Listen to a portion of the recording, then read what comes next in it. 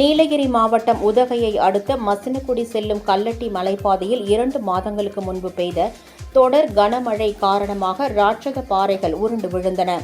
இதனால் போக்குவரத்து துண்டிக்கப்பட்ட நிலையில் நெடுஞ்சாலைத்துறையினர் பாறைகளை அகற்றி போக்குவரத்தினை சீரமைத்தனர். இந்த நிலையில் இன்று அதிகாலை மீண்டும் அதே பகுதியில் சாலையில் பாறைகள் மற்றும் மரங்கள் விழுந்ததால் போக்குவரத்தானது பாதிக்கப்பட்டது. இதனால் அதிகாலை முதல் கர்நாடகாவிலிருந்து மசினகுடி வழியாக உதகை நோக்கி வரும் வாகனங்களும், மசினகுடி மற்றும் அதன் சுற்று வட்டார பகுதிகளில் இருந்து உதகை நோக்கி வரும் வாகனங்களும் சாலையின் இரு புறங்களிலும் அணிவகுத்து நின்றன.